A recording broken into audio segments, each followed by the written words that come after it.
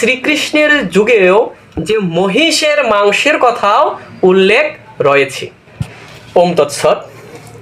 মাছ মাংস খেয়ে কি ধর্ম পালন করা যাবে?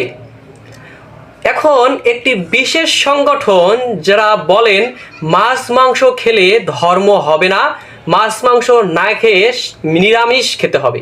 কিন্তু দুঃখের বিষয়, নিরামিষ যে শব্দটা তারা চয়ন করেছে, নিরামিষ কোনো খাদ্যই নাই।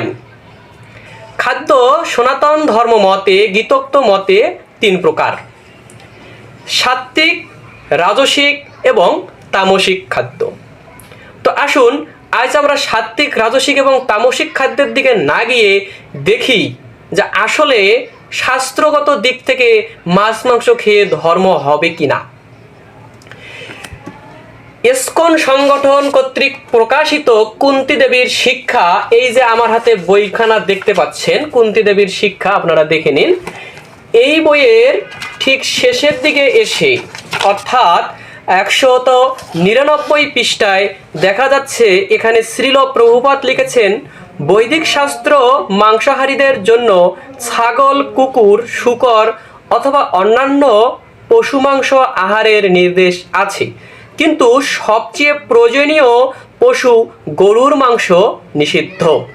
এটা কিন্তু যারা মাছ মাংসের ঘোর বিরোধী যে সংগঠন ইসকন, তাদের লেখা প্রকাশিত এই পুস্তক। এখন আসুন ব্রহ্মবৈবর্ত পুরাণ। ব্রহ্মবৈবর্ত পুরাণ শ্রীকৃষ্ণের জন্মখণ্ড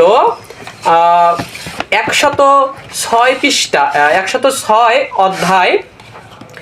এটা আমার হাতে যেটা আছে সেটা পৃষ্ঠা নাম্বার হচ্ছে 1008 পৃষ্ঠা।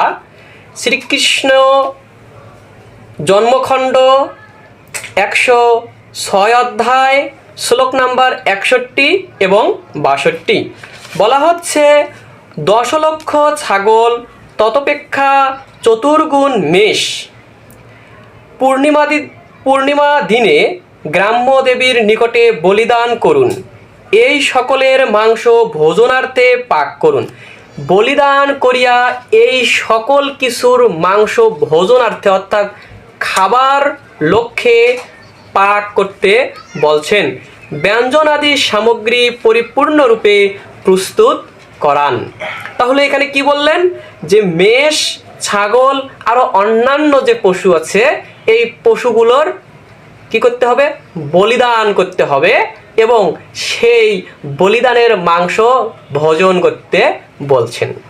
এটা আমার কথা নয়, এটা ব্রহ্মবৈবর্ত পুরাণের কথা। যারা পুরাণকে বিশ্বাস করেন তারা এই ব্রহ্মবৈবর্ত পুরাণ হতে দেখে নিতে পারেন, রেফারেন্স স্বরূপ দিয়ে দিলাম।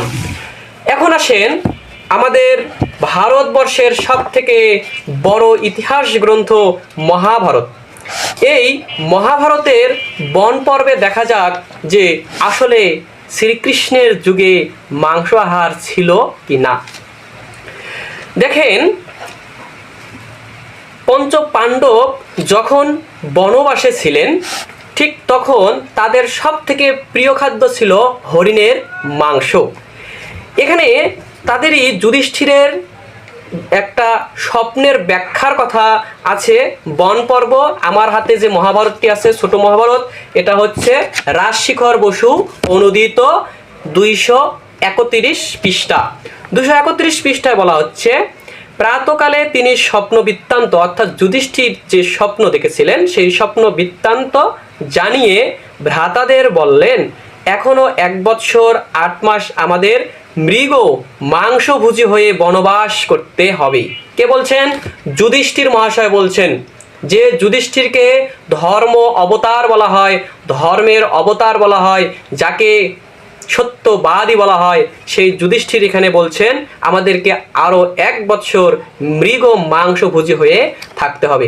শুধু তাই নয় বন্ধুগণ, আবারও দেখুন সেই একই মহাভারতের 134 পৃষ্ঠায় আছে, বলা হচ্ছে, কটিকাশ্যের কথা শুনে জয়দ্রথ বলেন, আমি সত্য বলছি, এই নারীকে দেখে মনে হচ্ছে অন্য নারীরা বানরী।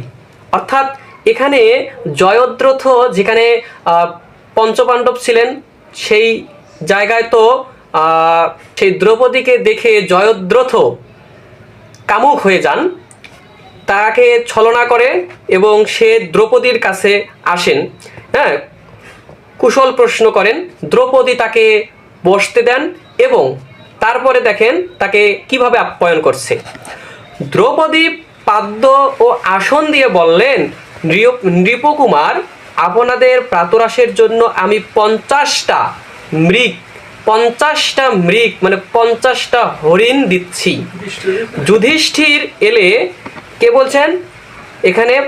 দ্রৌপদী বলছেন, যুধিষ্ঠির এলে আরো বহু প্রকার মৃগ, সরপ, শশ, রুক্ষ, সম্বর, গবয়, বরাহ মানে শুকর, বরাহ, মহিষ প্রভৃতি দেবেন। দেখেন, এই যে শ্রীকৃষ্ণের যুগেও যে মহিষের মাংসের কথাও উল্লেখ রয়েছে।